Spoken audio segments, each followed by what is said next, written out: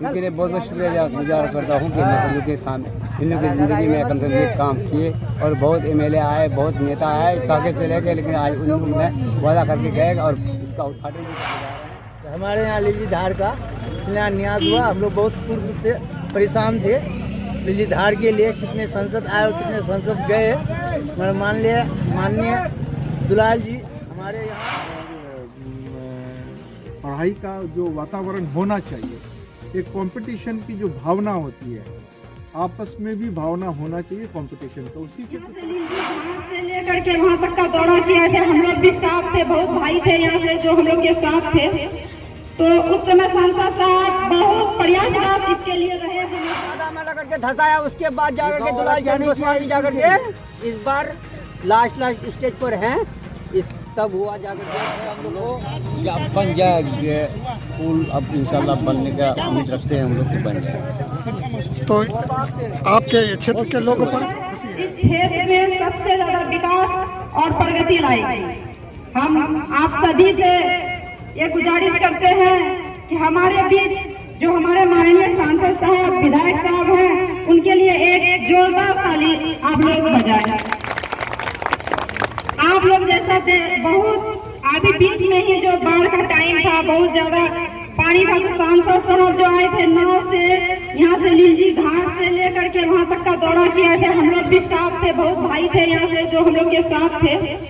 तो उस समय सांसद साहब बहुत प्रयासरत इसके लिए रहे हमेशा।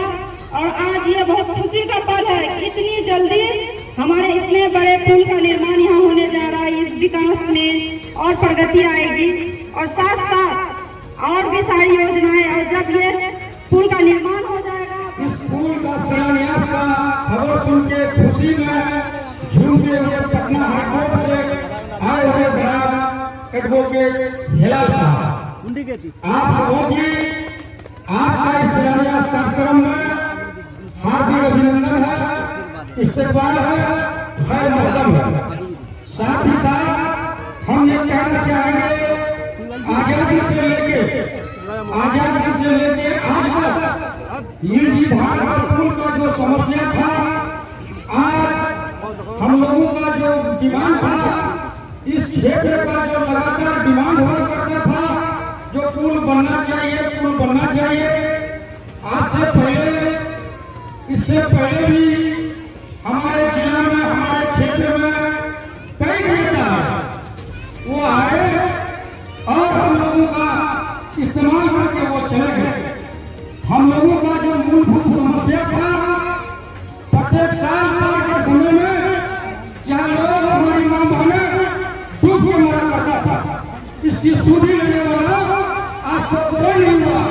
अगर हुआ तो कटिहार के लोकप्रिय सांसद डॉक्टर दुलाल चंद गोस्वामी साहब। इसलिए हम आप लोगों से गुजारिश करेंगे, उनके सम्मान में जोरदार तालियों से आप लोग स्वागत करें। सांसद दुलाल चंद गोस्वामी का जोरदार, सांसद माननीय विधायक जी का तालियों से आप लोग स्वागत करें।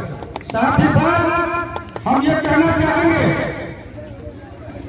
हमारा लीली धार जो शिलान्यास है, अब निराश होने की जरूरत नहीं है, या और ये भी नहीं सोचना है कि शिलान्यास हो गया पुल नहीं बनेगा, तरह की बात आता है। हम इत्मीनान, ये कितने दिनों से ये पुल नहीं बनी थी? हमारी उम्र से ही। तो इन पुल का जो दुलाल चंद गोस्वामी और यानी डॉक्टर शकील अहमद द्वारा जो आपके विधायक शिलान्यास किया गया है, तो क्या अब क्या कहना चाहेंगे इसके बारे में? इनके लिए बहुत बहुत शुक्रिया गुजार करता हूँ कि इन लोगों के सामने इन लोगों की ज़िंदगी में कम से कम एक काम किए और बहुत एमएलए आए, बहुत नेता आए, काके चले गए, लेकिन आज उन लोगों ने वादा करके गए और इसका उद्घाटन भी करके जा रहे हैं। हम सबों को खुशी है, पूरे गांव वाले को खुशी है, इस इलाके का तमाम आदमी को खुशी है, क्योंकि बाढ़ प्रभावित इलाका था और आज जो है इसको सुधरा हो गया। तो आपके गांव के लोगों को और क्षेत्र के लोगों को क्या इन पुल पड़ने की खुशी? बहुत खुशी, बहुत ज़्यादा खुशी है। इतनी खुशी है कि जैसे घर में बेटा पैदा होता है वैसा ही उनको खुशी है। तो आप अपना परिचय दीजिए। आपका परिचय? मेरा परिचय मोहम्मद खुर्शीद आलम। खुर्शीद आलम मंजेरी। हमारे यहाँ लीली धार का शिलान्यास हुआ। हम लोग बहुत पूर्व से परेशान थे बिजली धार के लिए कितने सांसद आए और कितने सांसद गए। मगर माननीय दुलाल जी हमारे यहाँ कटिहार सांसद जैसे कहे हम लोग, जैसे यहाँ के ग्रामीण यहाँ का जनता जैसे कहे वैसे हम लोगों का मांग पूरा हुआ। हम लोग इस बात में बहुत खुश है, बहुत धन्यवाद है दुलाल जी का।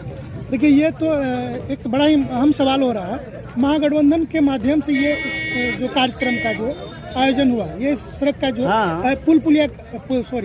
बड़ा पुल का जो है यहाँ पर ये होने की जो बात आ रही है, तो क्या इसका श्रेय महागठबंधन को जाएगा? हाँ, इसका श्रेय महागठबंधन को जाए। महागठबंधन का ही प्रत्याशी ने ये न्यास किया। चलिए, शुभ नाम बता दीजिए। शुभनाथ दिनेश धनगांव मुखिया दिनेश राय। पुल का जो शिलान्यास है, इसके बारे में आप क्या कहना चाहेंगे? बहुत बढ़िया है, संसद जी विधायक जी आए, बहुत विश्वास है हम लोग कि अब बन जाएगी ये पुल। अब इंशाल्लाह बनने का उम्मीद रखते हैं हम लोग कि बन जाए। तो आपके क्षेत्र के लोगों पर खुशी है? जी, बहुत खुशी है। क्या नाम है आपका? क्या बोलता है हमारा तारिक अनवर साहब, उनको इतना कादा में लगा के धसाया, उसके बाद जाकर के दुलाल चंद गोस्वामी जाकर के इस बार लास्ट स्टेज पर हैं, इस तब हुआ जाकर के शिलान्यास किया है। हाँ। अब क्या लगता है बन जाएगा ना? इंशाल्लाह बन ही जाना चाहिए। शुक्रिया अदा करता हूँ, और ये मेरा मानना ये है कि अगर आपके अंदर चाहत है कुछ करने का तो आप कर लें। समय ज़्यादा नहीं लगता है कुछ करने में। हम लोगों के साथ एक दिक्कत क्या रही कि ये पॉलिटिकल गैप जो रहा, हमारे यहाँ के प्रतिनिधि नहीं गए और उसके वजह से ये सब काम नहीं हुआ। 50 साल से ये घाट को बनना था। अब आप समझिए कि इस पार और उस पार जाने में ये घाट के बनने से आपका 22 से लेकर के उधर आप जहाँ जाना चाहेंगे वो कनेक्टिविटी है उस पूरे क्षेत्र का। तो ये नहीं बन रहा था, इसके वजह पॉलिटिकल विल नहीं, लोगों के अंदर चाहत नहीं थी।